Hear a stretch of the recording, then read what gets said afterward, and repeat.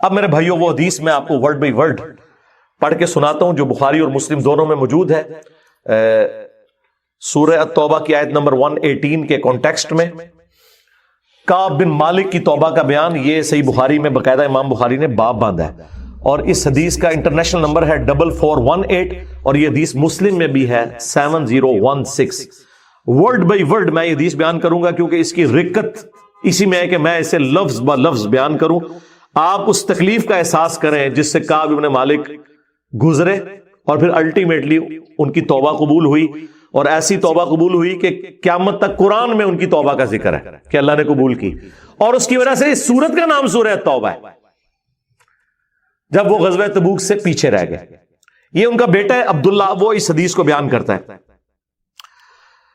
امام بخاری نے چند واسطوں سے ان کے بیٹے سے یہ حدیث لی ہے. وہ عبداللہ اور اس بیٹے کا ذکر امام بخاری نے کیا کہ جب کعب رضی اللہ تعالیٰ عنہ نابینا ہو گئے تو ان کے بیٹوں میں سے عبداللہ ہی تھا جو ان کو راستے میں پکڑ کر چلایا کرتا تھا, مسجد تک لے جاتا تھا. وہ عبداللہ بیان کرتا ہے کہ میں نے اپنے والد کعب بن مالک سے ان کے غزوہ تبوک میں شریک نہ ہو سکنے کا واقعہ سنا, تو انہوں نے بتایا کہ غزوہ تبوک کے سوا اور کسی غزوہ میں ایسا نہیں ہوا تھا کہ میں رسول اللہ کے ساتھ شریک نہ ہوا ہوں. البتہ غزوہ بدر میں بھی میں شریک نہ ہو سکا, لیکن جو لوگ غزوہ بدر میں شریک نہیں ہو سکے ان کے متعلق آپ صلی اللہ علیہ وآلہ وسلم نے کسی قسم کی ناراضگی کا اظہار نہیں فرمایا تھا کیونکہ وہ آپشنل تھا. وہ اب ذکر بھی آ رہا ہے کیونکہ آپ صلی اللہ علیہ وآلہ وسلم اس موقع پر صرف قریش کے قافلے کی تلاش میں نکلے تھے, لیکن راستے میں اللہ تعالیٰ کے حکم سے کسی پہلی تیاری کے باوجود اللہ تعالیٰ نے ان کو دشمنوں کے ساتھ ٹکروا دیا. وہ موزانہ طور پہ ہوا تھا کیونکہ وہ بدر کے لیے نکلے, ورنہ تو یہ بھی ساتھ شامل ہوتے. میں لیلہ عقبہ میں رسول اللہ کی خدمت میں حاضر ہوا تھا, یعنی وہ مدینہ کے لیے جو ہجرت کے لیے جن چند ساتھیوں نے انصار مدینہ نے راہ ہموار کی تھی ان میں یہ شامل تھے, جو نبی الاسلام کی زندگی کا ایک ٹرننگ پوائنٹ تھا, ایک آلٹرنیٹو بیس مل گیا. تو کہتے ہیں میں اس رات موجود تھا. یہ وہی رات ہے جس میں ہم نے مکہ میں اسلام کے لیے عہد کیا تھا, اور مجھے تو یہ غزوہ بدر سے بھی زیادہ عزیز ہے. اوئے ہوئے ہوئے. اگرچہ بدر کا لوگوں کی زبانوں پر چرچا زیادہ ہے, میرا واقعہ یہ ہے کہ میں اپنی زندگی میں کبھی اتنا قوی اور اتنا صاحب مال نہیں ہوا تھا جتنا غزوہ تبوک کے موقع پر, جبکہ میں آپ صلی اللہ علیہ وآلہ وسلم کے ساتھ تبوک کے غزوے میں شریک نہ ہو سکا. خدا کی قسم اس سے پہلے کبھی میرے پاس 2 اونٹ بھی جمع نہیں ہوئے تھے, لیکن اس موقع پر میرے پاس 2 اونٹ تھے. آپ صلی اللہ علیہ وآلہ وسلم جب کسی غزوے کے لیے تشریف لے جاتے تو آپ ذو معنی الفاظ استعمال کیا کرتے تھے, یعنی کوڈ ورڈز جن کے 2 معنی بنتے ہیں. وہ بخاری مسلم میں آیا کہ نبی الاسلام کہتے تھے کل ہم مشرق کی طرف جائیں گے, اور صحابہ کہتے ہیں ہم سمجھتے تھے کہ ہم نے مغرب کی طرف جانا ہے تاکہ جو منافقین ہیں وہ ہماری خبر لیک نہ کر سکیں. لیکن غزوہ تبوک وہ موقع تھا کہ گرمی بڑی سخت تھی, سفر بہت لمبا تھا, ریگستانی سفر تھا, اور دشمن کی فوج بھی کثرت سے تھی. رومن امپائر 700 کلومیٹر ریگستانی سفر, تمام مشکلات سامنے تھیں. اس لیے آپ صلی اللہ علیہ وآلہ وسلم نے مسلمانوں سے اس غزوے کے متعلق بہت تفصیل کے ساتھ بتا دیا تھا. یعنی یہ ظاہر ایک مشکل وقت تھا تو حضور نے کھول کے بیان کیا کہ بھائی ادھر ہی جا رہے ہیں. یعنی مطلب یہ ہے کہ جو یہ نعرے لگاتے ہیں نا کہ غلامی رسول میں موت بھی قبول ہے اور ٹکٹ کٹا لے اپنا, تاکہ اس کے مطابق پوری طرح تیاری کر لیں. چنانچہ آپ صلی اللہ علیہ وآلہ وسلم نے اس کی سمت بھی نشاندہی کر دی جدھر سے آپ کا جانے کا ارادہ تھا. مسلمان بھی آپ علیہ السلام کے ساتھ بہت زیادہ تھے, اتنے کہ کسی رجسٹر میں سب کے ناموں کا لکھنا بہت مشکل تھا. کعب کہتے ہیں کہ کوئی بھی شخص اگر اس غزوے میں شریک نہ ہونا چاہتا تو وہ خیال کر سکتا تھا کہ اس کی غیر حاضری کا کسی کو پتہ نہیں چلے گا سوائے اس کے کہ اس کے متعلق وہی نازل ہو. تو حضرت کعب کا کیا عقیدہ تھا کہ نبی علیہ السلام ان کے صحابہ کے پاس علم غیب نہیں تھا جب تک کہ اللہ تعالیٰ وحی کے ذریعے نہ بتا دے. تو باب شاہی کوئی نہیں, ہاں ایسے میں بولا کہ نہ بولا, میرے نبی سا ہے ہی کوئی نہیں, تیرے باب شاہی کوئی نہیں. اور یہ عقیدہ صحابہ کا کہ علم غیب یہ ہے کہ اللہ بتائے. آپ صلی اللہ علیہ وآلہ وسلم جب اس غزوے کے لیے تشریف لے جا رہے تھے تو پھل پکنے کا زمانہ تھا اور سایہ میں بیٹھ کر لوگ آرام کرتے تھے. اچھا دیکھیں اللہ کی آزمائش کہ پھل پک کے تیار ہو جائے تو آپ نے ٹائملی اتارنا ہے, اگر آپ نے نہیں اتارا تو وہ تو آپ کی پورے سال کی اکانومی اس سے وابستہ ہے. اللہ نے عین اس ٹائم پہ آزما لیا کہ ٹھیک ہے اب تم نبی کے ساتھ جاؤ. اب بعد میں بھی بھوک نظر آ رہی ہے. کہتے ہیں لوگ بیٹھ کے نہ چوراہوں پہ یہی باتیں کرتے تھے. آپ صلی اللہ علیہ وآلہ وسلم بھی تیاریوں میں مصروف تھے اور آپ کے ساتھ مسلمان بھی، لیکن میں روزانہ سوچا کرتا تھا کہ کل سے میں بھی تیاری کروں گا. وہی جو آج کہتے ہیں جی کل تو انشاءاللہ داڑھی بھی رکھ لینی ہے، بس میرے بچیوں کے ہاتھ پیلے ہو جائے تو میں تو مسجد میں بیٹھا رہوں گا. یہ وہی چیز ہے، یہ ہر انسان پہ اسے طول عمل کہتے ہیں، لمبی امیدیں لگانا. میں روزانہ اسے ٹالتا رہا. مجھے اس کا یقین تھا کہ میں تیاری کر لوں گا، مجھے آسانیاں میسر تھی. یوں ہی وقت گزرتا رہا اور آخر لوگوں نے اپنی تیاریاں بھی مکمل کر لی اور آپ صلی اللہ علیہ وآلہ وسلم مسلمانوں کو ساتھ لے کر روانہ بھی ہو گئے. اس وقت تک میں نے کوئی تیاری نہیں کی تھی. اس موقع پر میں نے اپنے دل کو یہی سمجھایا کل یا پرسوں تک تیاری کر لوں گا، پھر لشکر سے تیزی سے جا کر مل جاؤں گا. کوچ کے بعد دوسرے دن بھی میں نے تیاری کے لیے سوچا لیکن کچھ نہ ہو سکی. پھر تیسرے دن سوچا اور اس دن بھی کوئی تیاری نہ ہو سکی. اور یوں وقت گزرتا گیا اور اسلامی لشکر بہت آگے بڑھ گیا. غزوہ میں میرے شرکت کے لیے بات اب دور کی بات ہو گئی اور میں یہی ارادہ کرتا رہا کہ یہاں سے چل کر اب ان تک نہیں پہنچ سکوں گا. تھیندے تھیندے تھی گیا. کاش میں نے ایسا کر لیا ہوتا، لیکن یہ میرے نصیب میں نہیں تھا. اچھا، جرم ہو جانے کے بعد آپ یہ کہہ سکتے ہیں میری تقدیر میں یہ لکھا تھا، پہلے نہیں. ہاں، وہ تو پھر اللہ پہ آپ بہتان مان دیں گے نا کہ میں نماز اس لیے نہیں پڑھ رہا کہ اللہ نے میرا مقدر کیا ہے کہ میں اگلی نماز نہ پڑھوں نہ. ہاں، بعد میں آپ کہہ سکتے ہیں کہ میری تقدیر میں لکھا تھا کہ میں اتنا بدبخت ہوں کہ میں نماز چھوڑوں گا، اور وہ چھوڑوں گا اپنی مرضی سے. اللہ نے تو اپنے علم سے فورسی کیا ہے. آپ صلی اللہ علیہ وآلہ وسلم کے تشریف لے جانے کے بعد جب میں باہر نکلتا تو مجھے بڑا دکھ ہوتا، کیونکہ یا تو وہ لوگ نظر آتے تھے جن کے چہروں سے نفاق ٹپکتا تھا. ہاں، اب پیچھے رہنے والے تو وہ تھے جو ہے ہی منافقین تھے شکلوں سے، ٹھیک ہے، یا پھر وہ لوگ تھے جنہیں اللہ نے معذور اور ضعیف قرار دے کر معاف کر دیا تھا. وہ سورہ توبہ میں 92 نمبر آیت میں گزرا ہے نا کہ وہ لوگ پھر رسول اللہ سے اس حال میں واپس ہوتے ہیں کہ ان کی آنکھیں آنسوؤں سے تر ہوتی ہیں کہ نہ حضور انہیں کوئی سواری دے سکتے ہیں، غریب لوگ ہیں. اور وہ لوگ بھی جو مریض ہیں ان کو اللہ تعالیٰ نے اس حوالے سے چھٹکارا دے دیا. آپ صلی اللہ علیہ وآلہ وسلم نے میرے بارے میں کسی سے کچھ نہیں پوچھا، لیکن جب آپ تبوک پر پہنچے تو وہی ایک مجلس میں آپ نے دریافت کیا کہ کعب نے کیا کیا. آپ نظروں میں تو تھا نا جی، خاص بندے جو ہوتے ہیں وہ نظروں میں تو ہوتے ہیں. یعنی یہ تو ایکسپیکٹ ہی نہیں نہ کیا جا سکتا کہ مین ٹیم ممبر پیچھے رہ جائے. تو اس سے اندازہ لگائے کہ حضرت کعب بن مالک کو چھوٹے بندے نہیں تھے. بنو سلمہ کے ایک صاحب نے کہا یا رسول اللہ اس کے غرور نے اسے آنے نہیں دیا. اس پر حضرت معاذ ابن جبل بولے تم نے بری بات کہی. یا رسول اللہ خدا کی قسم ہمیں ان کے متعلق خیر کے سوا اور کچھ معلوم نہیں. تو نبی علیہ السلام نے اس کے جواب میں کچھ نہیں فرمایا. دیکھیں انہوں نے پوری رپورٹ لی ہے پیچھے سے کہ کیا کچھ ہوتا رہا وہاں. اب حضور نے کوئی ورڈنگ دی، ظاہر ہے نبی علیہ السلام کو بھی غصہ تھا.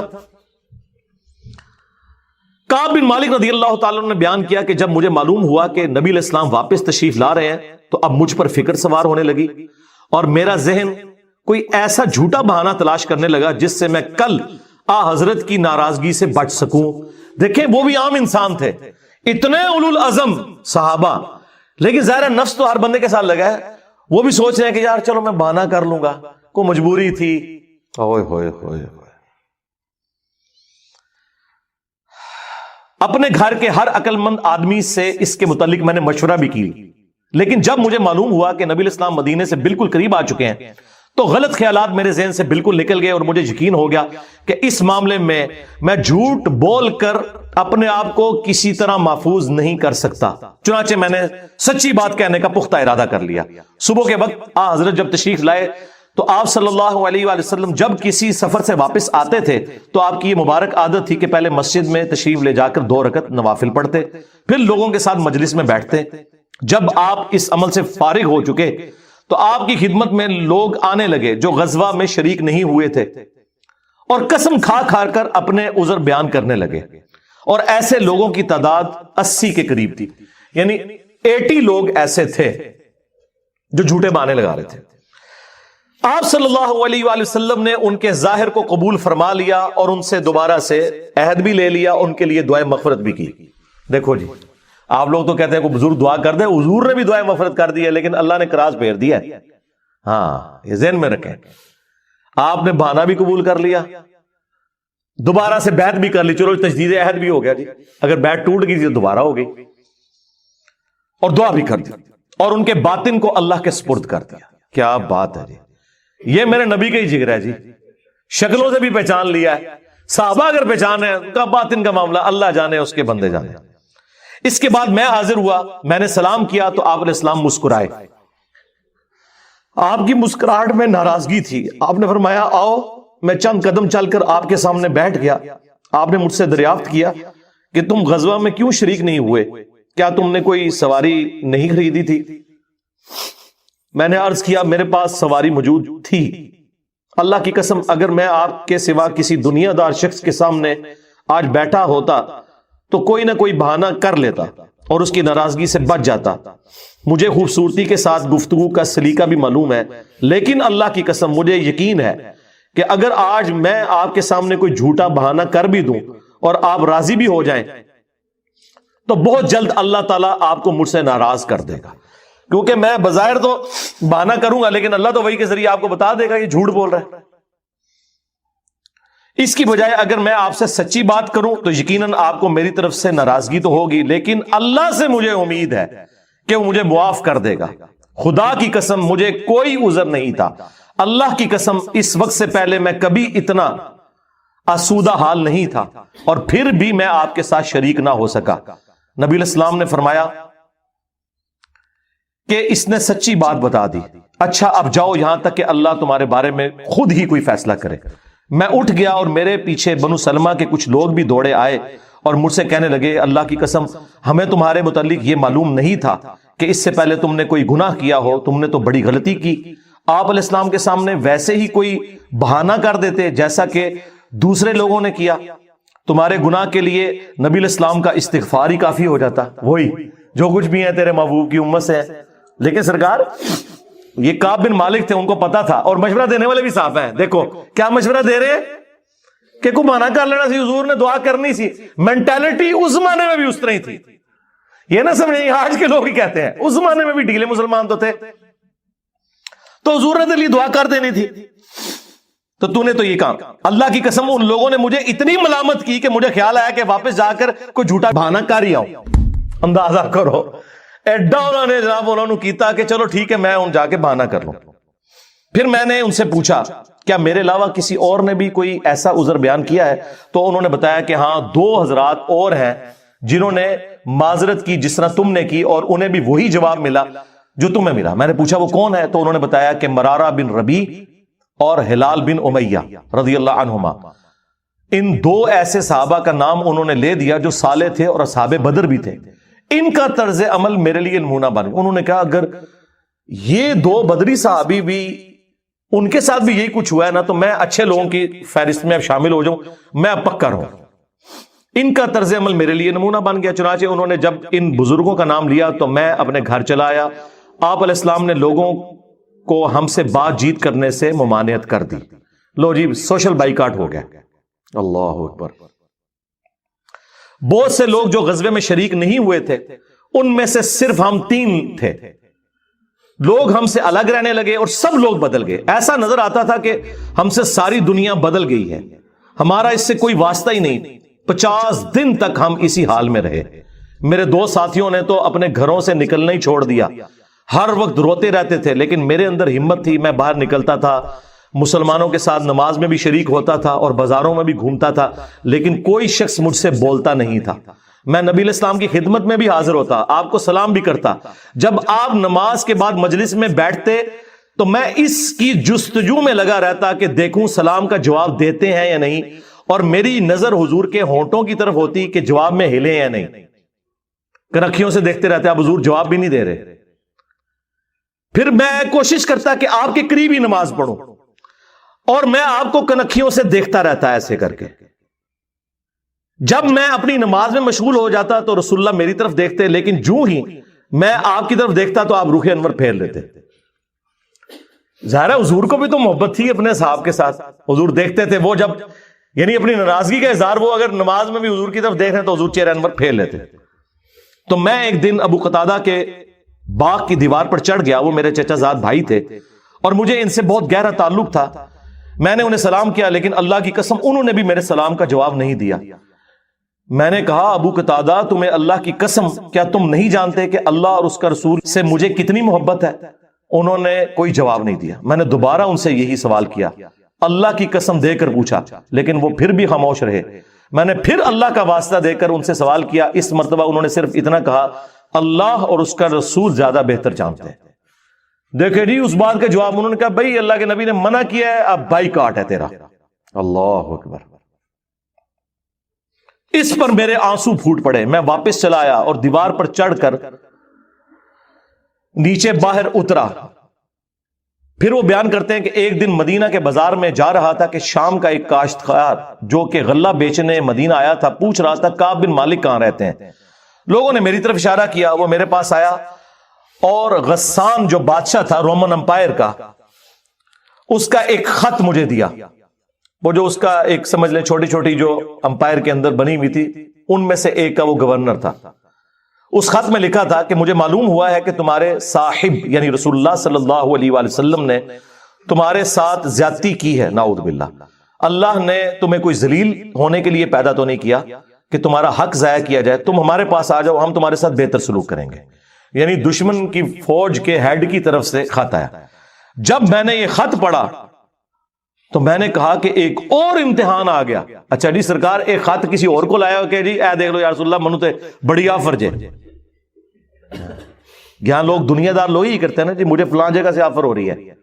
لیکن جو اہل ایمان ہے وہ تو کہتے ہیں کہ یار میں اس لیول پہ گر گیا ہوں کہ اب کافر بھی مجھے بلا رہے ہیں. انہوں نے یہ رزلٹ نکالا, چونکہ مومن تھے نا. میں نے اس خط کو تندور میں جلا دیا.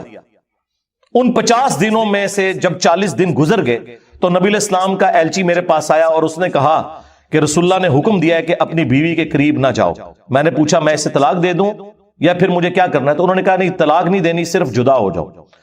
میرے دونوں ساتھیوں کو جنہوں نے میری طرح معذرت کی تھی یہی حکم ملا. میں نے اپنی بیوی سے کہا کہ اپنے میکے چلی جاؤ, اس وقت تک وہیں رہو جب تک کہ اللہ تعالیٰ اس معاملے کا کوئی فیصلہ نہ کر دے. کعب کہتے ہیں کہ ہلال بن امیہ کی بیوی رسول اللہ کی خدمت میں حاضر ہوئی اور عرض کیا یا رسول اللہ وہ تو بہت بوڑھے اور کمزور ہیں, ان کے پاس کوئی خادم بھی نہیں, کیا اگر میں ان کی خدمت کر دیا کروں تو آپ ناپسند تو نہیں فرمائیں گے؟ بیوی دیکھو جی, بیوی خامد کو کچھ سمجھ نہیں رہی, رسول اللہ سے جا کے پوچھ رہی ہے صلی اللہ علیہ وسلم. تو نبی اسلام نے فرمایا صرف وہ تم سے صحبت نہ کریں. انہوں نے عرض کیا اللہ کی قسم وہ تو کسی چیز کے لیے حرکت ہی نہیں کر رہے. جب سے آپ ان سے ناراض ہوئے ہیں وہ دن اور آج کا دن ان کے آنسو تھمنے میں نہیں آتے.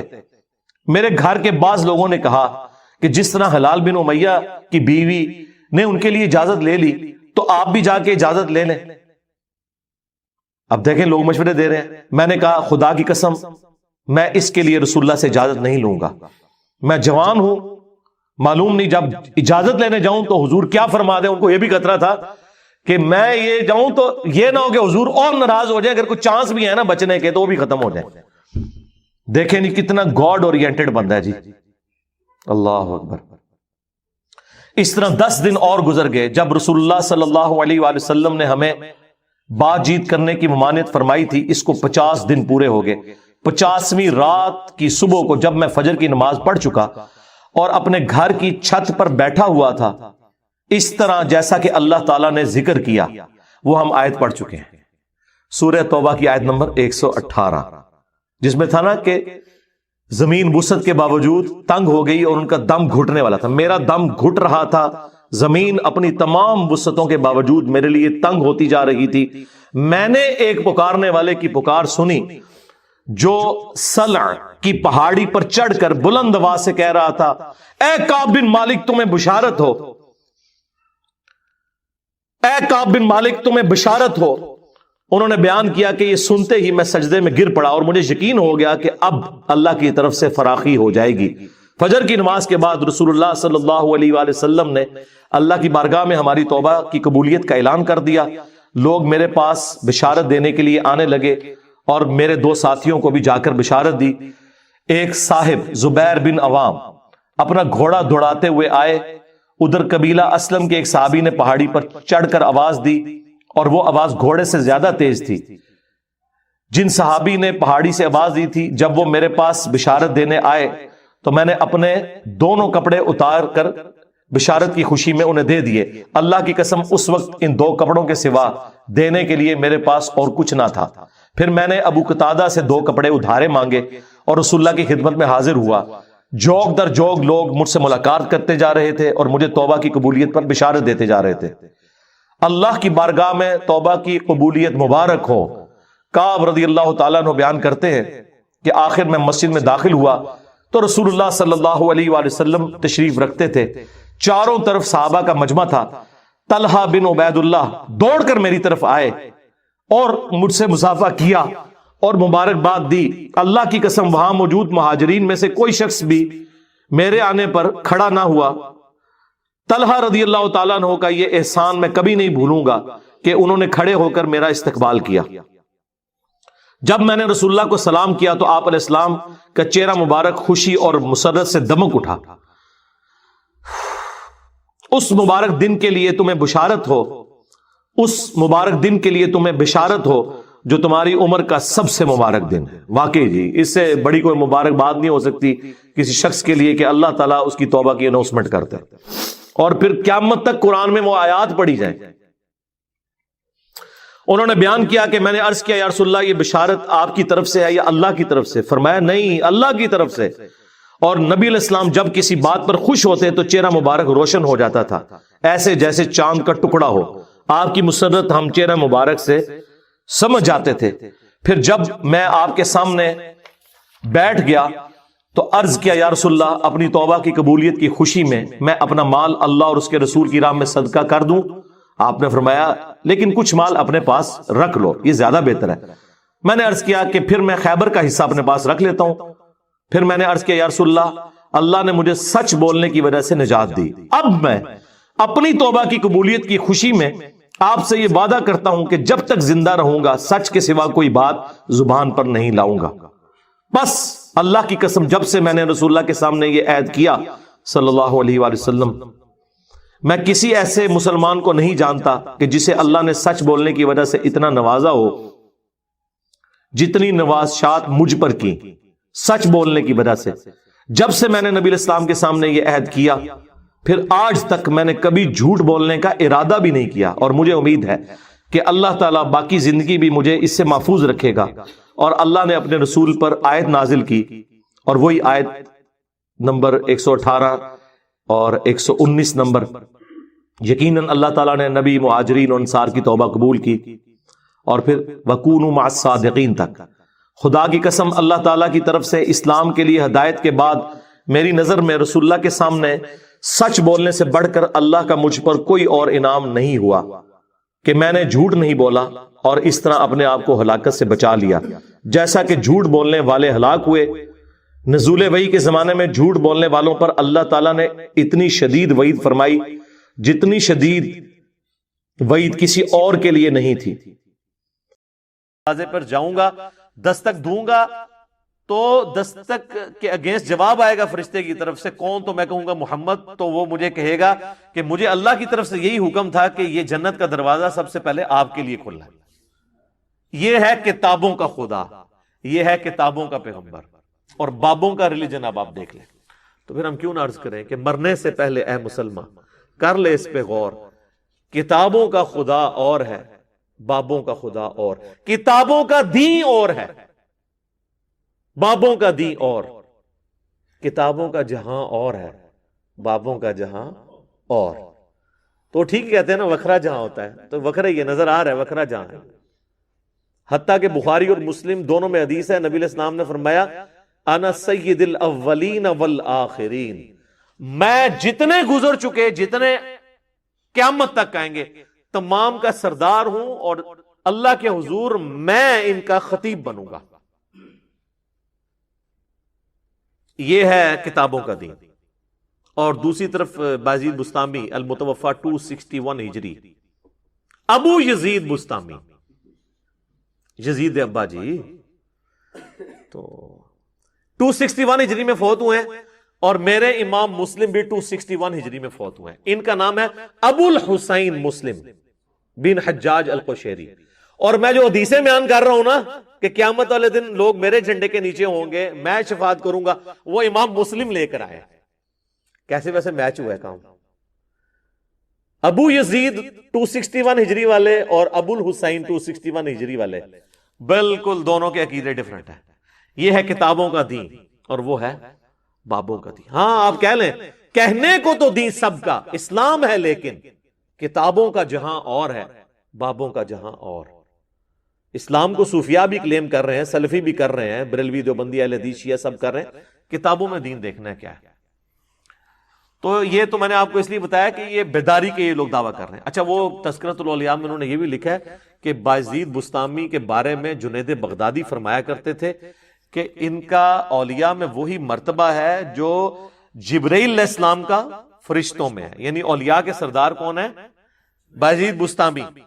جیسا کہ فرشتوں کے سردار ہیں تو شیخ عبد القادر جیلانی تو فارغ ہو گئے.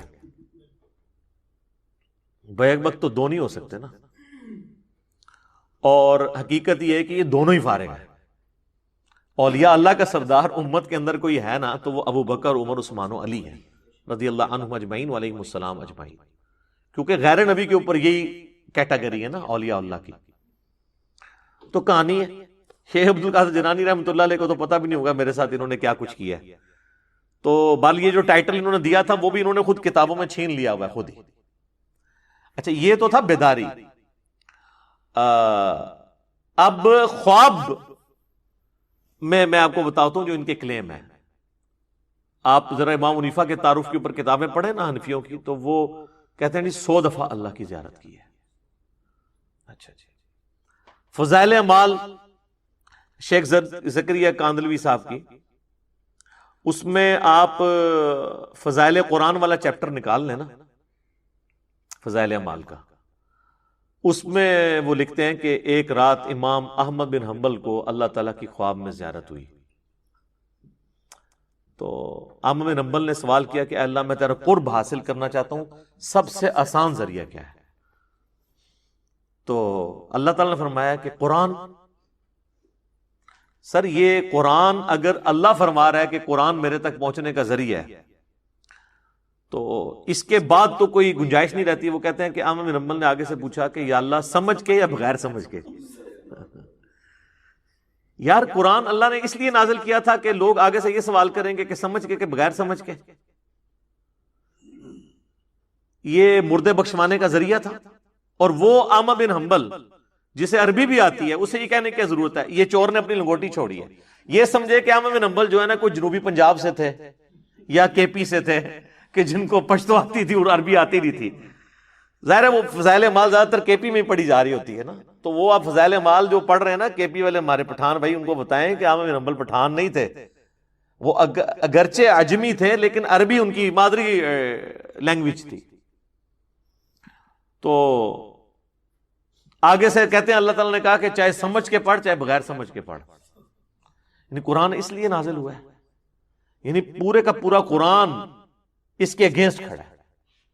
صرف سورۃ الانعام کی جو آیت نمبر 19 ہے وَأُوحِيَ إِلَيَّ هَذَا الْقُرْآنُ لِأُنذِرَكُمْ بِهِ وَمَنْ بَلَغَ. اے نبی فرما دو قرآن میں نے اس لیے نازل کیا کہ اس کے ذریعے نصیحت کرو. اے نبی تم ان کو بھی اور جس تک یہ پہنچ جائے کتاب اس کے ذریعے نصیحت کرے. تو نصیحت جو ہے وہ سمجھ کے ہوگی یا بغیر سمجھ کے؟ فَذَكِّرْ بِالْقُرْآنِ مَنْ يَخَافُ وَعِيدٍ. اے نبی قرآن کے ذریعے لوگوں کو نصیحت کریں جو اللہ کی دھمکی سے ڈرتے ہیں. تو قرآن تو سراپا ہدایت ہے، یہ سمجھ کے یا بغیر سمجھ کے. اور یہی وجہ کہ پھر آپ کو یہ لوگ جو ہے نا وہ یہی کہتے نظر آئیں گے جی میں اتنے سپارے پڑھتا ہوں تو میں اتنے، اور وہ بھی فضائل اعمال کے اندر لکھا ہوا ہے کہ جی ایک بزرگ تھے روزانہ 3 قرآن پڑھتے تھے.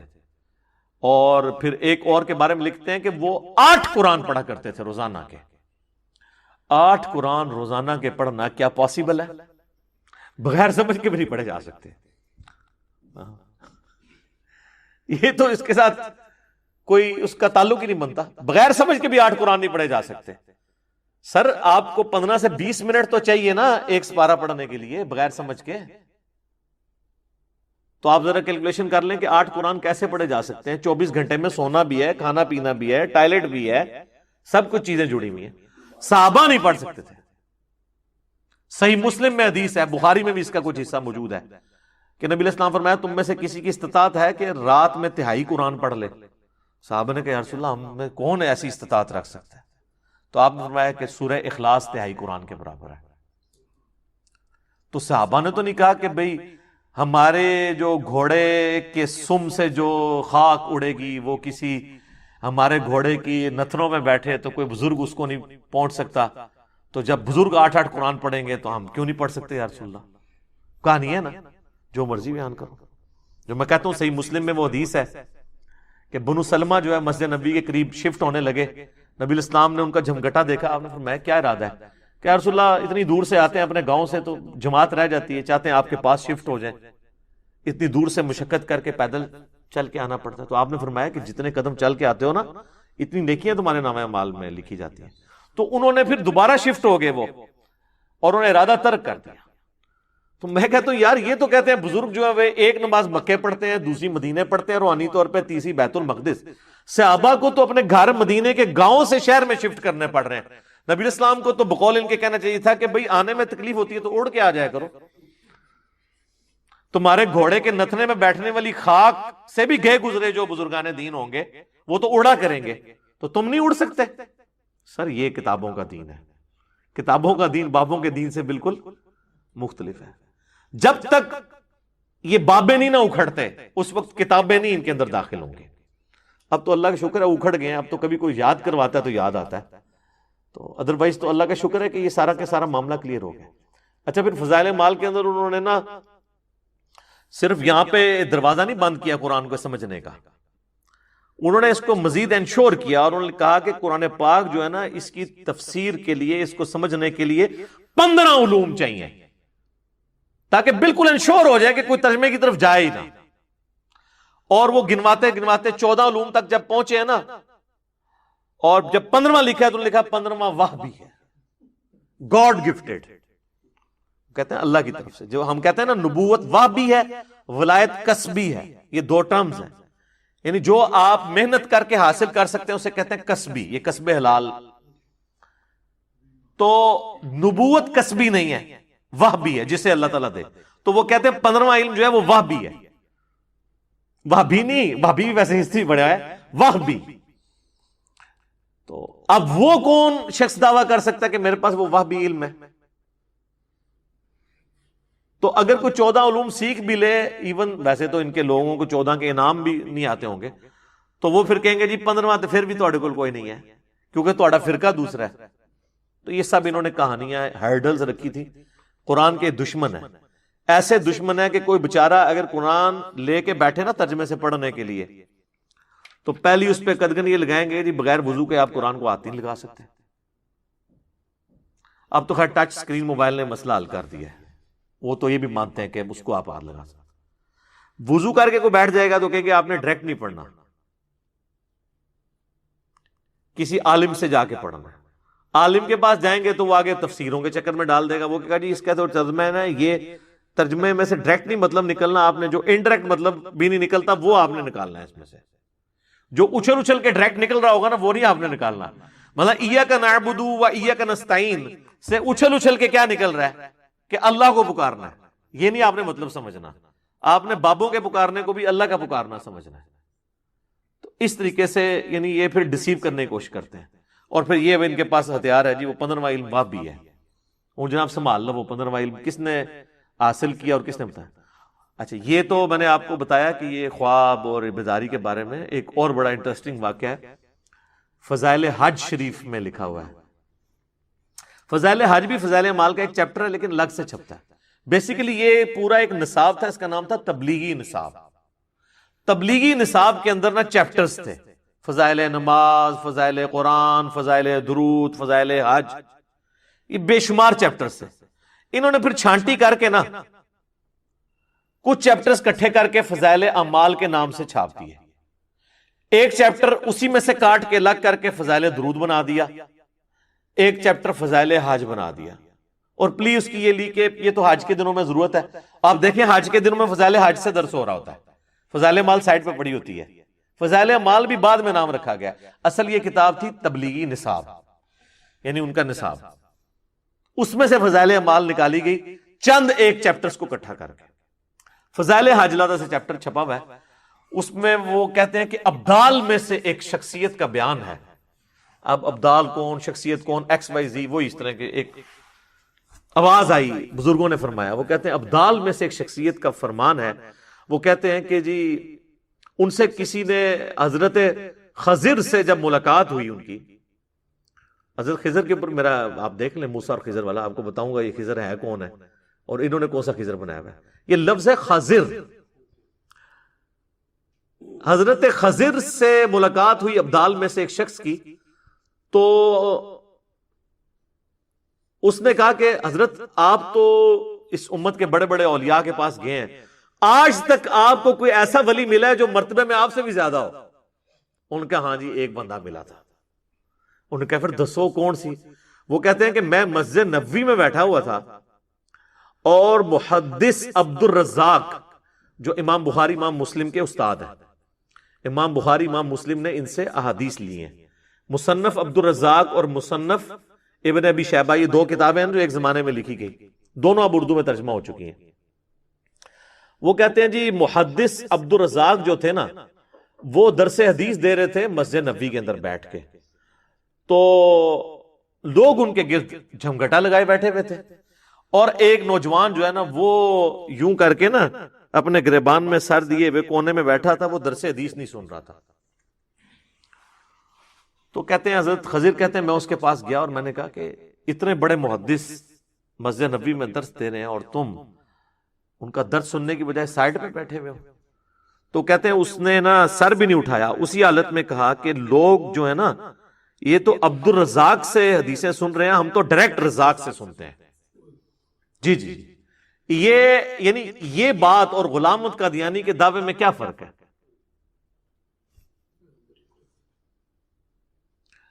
تو اچھا وہ خضر کہتا ہے میں پریشان ہو گیا. اس نے کہا اچھا بتاؤ کہ اگر تم اتنا ہی سمجھتے ہو اپنے آپ کو تو بتاؤ میں کون ہوں. تو وہ کہتے ہیں کہ جی اس شخص نے سر اٹھائے بغیر کہا کہ اگر میں غلطی پر نہیں ہوں نا تو تم خضر ہو. بس جو اس کو ذرا مرچیں لگا کے لکھتے ہیں نا، تو وہ کہتے ہیں جی انہوں نے جناب نا انج نگاہ اتے اٹھائی، پھر انہوں نے تھلے دیکھا، پھر سجے ویکھے انج کر کے، پھر کھبے ویکھا، پھر سامنے دیکھا، پھر اپنے آپ نے دیکھا. انہوں نے کہا جی بھئی میں نے دیکھا ہے نہ خضر اس وقت اوپر ہے نہ نیچے ہے، نہ دائیں مجھے نظر آیا دور تک نہ بائیں، یا تو خضر ہے یا میں ہوں، تو میں تو ہے نہیں ہوں تو ہی ہے. اے رے کوارڈینیٹس انہوں نے لوکیٹ کیتے نے، اوندے اوندے پہنچ گئے ہو لبدے لبدے. تو یہ ہیں لوگوں کے دعوے. آپ تو بات کر رہے ہیں خوابوں میں دیکھنے کی، یہ تو خوابوں سے بھی اگلے ورژن میں جا چکے ہیں. بہرحال ایک یہ خواب ہے اور ایک وہ خواب ہے جو وحی الہی ہوتا ہے، اور وہ ہوتے ہیں پیغمبروں کے خواب. غیر پیغمبر کا بھی ہو سکتا ہے. وہ بخاری مسلم میں حدیث ہے کہ خواب یا اللہ کی طرف سے ہوگا یا شیطان کی طرف سے یا نفس کی طرف سے.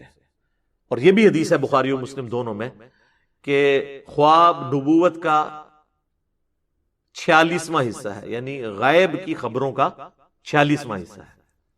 اور صحیح بخاری میں حدیث موجود ہے کہ میری وفات کے بعد اب غیب کی خبروں سے صرف خواب والی جو ڈومین ہے یہ باقی رہ گئی ہے. اور وہ بھی ساتھ فرمایا جو نیک خواب ہیں اللہ تعالیٰ دکھائے گا، مبشرات باقی ہیں اور وہ نیک خواب. البتہ بخاری اور مسلم میں جو یہ ہے نا نبوت کا 46واں حصہ ہے، یہ غیر انبیاء کے لیے بھی خواب آ سکتا ہے، لیکن جب نبی کو خواب آتا ہے نا اس میں شیطان کی دخل نہیں ہوتی. سورہ الصافات کی آیت نمبر 103 102 103 کے اندر حضرت ابراہیم علیہ السلام کو خواب میں اللہ تعالیٰ نے حکم دیا تھا اپنے بیٹے کی قربانی کا. یہ تو بہت بڑا ایک ڈیسیژن تھا نا، ایک بندہ مارنا ہے آپ نے، تو وہ خواب وہی الہی تھا اور وہ ایگزیکیوٹ کرنے پہنچ گئے. وہ تو پھر اللہ تعالیٰ نے اس کے بدلے میں ایک فدیہ نازل فرما دیا. تو یہ اس بات کا ثبوت ہے کہ نبی کو جب خواب آئے اس میں شیطان کی دخل نہیں ہوتی. ہمارے محبوب صلی اللہ علیہ وآلہ وسلم کو بھی ایک خواب آیا جس میں اللہ تعالیٰ کی زیارت ان کو نصیب ہوئی، جس سے بات سٹارٹ ہوئی تھی. وہ خواب صحیح سند کے ساتھ مسند امام احمد میں ہے، جامعہ ترمذی میں ہے.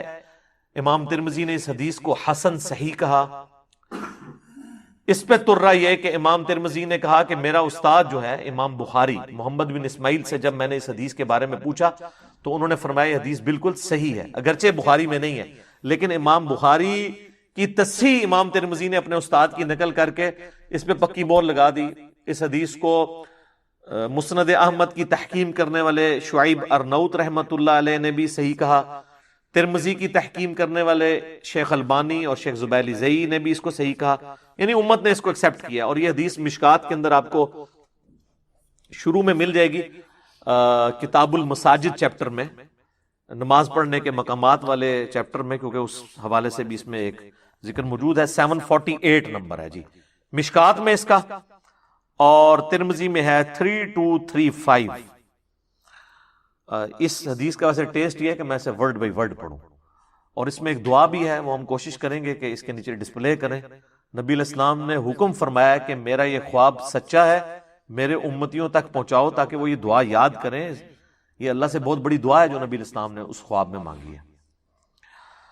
معاذ ابن جبل کہتے ہیں کہ ایک روز رسول اللہ صلی اللہ علیہ وآلہ وسلم ہمیں نماز فجر پڑھانے کے لیے تشریف نہ لائے، قریب تھا کہ ہم سورج کے طلوع ہونے کا مشاہدہ کر لیتے.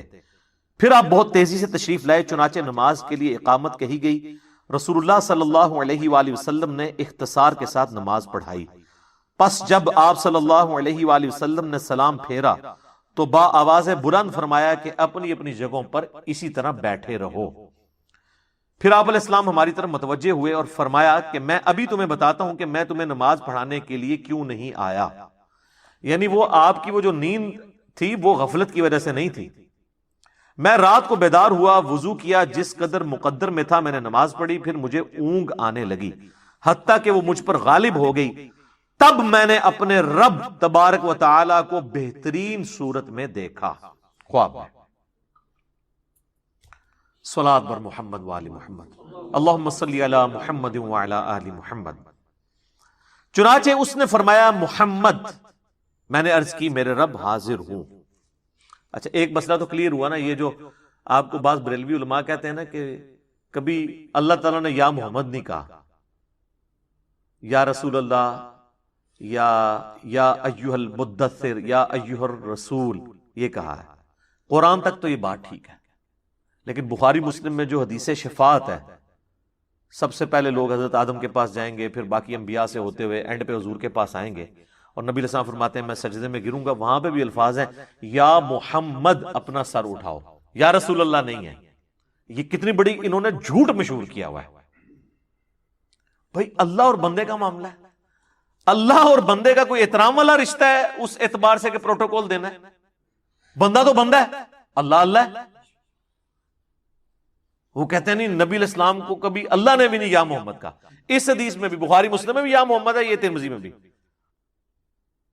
میں نے عرض کیا میرے رب میں حاضر ہوں. فرمایا یہ فرشتے کس چیز کے بارے میں بحث و مباحثہ کر رہے ہیں؟ میں نے عرض کیا میں نہیں جانتا. اللہ تعالیٰ نے 3 مرتبہ ایسے ہی فرمایا، یعنی بار بار مجھ سے پوچھا. پھر نبی علیہ السلام فرماتے ہیں کہ میں نے اللہ کو دیکھا کہ اس نے اپنا ہاتھ میرے کندھوں کے درمیان رکھا، حتیٰ کہ میں نے اس کے انگلیوں کی پوروں کی ٹھنڈک اپنے قلب اور سینے میں محسوس کی، اور میرے سامنے ہر چیز واضح ہو گئی. یعنی اب یہ جو اللہ تعالیٰ کے ہاتھ یا انگلیوں کے پورے کا ذکر ہے نا، اس کے لیے ہم یہ تشبیہ بھی نہیں بیان کریں گے. قرآن میں واضح ہے لیس کمثلہ شیء، یہ متشابہات ہے. نہ ہم جہمیہ ہیں کہ ہم ان کی تعویلات کرنا شروع کر دیں، نہ ہم مجسمہ ہیں کہ ہم کوئی اللہ کے لیے جسم مان لیں، نعوذ باللہ.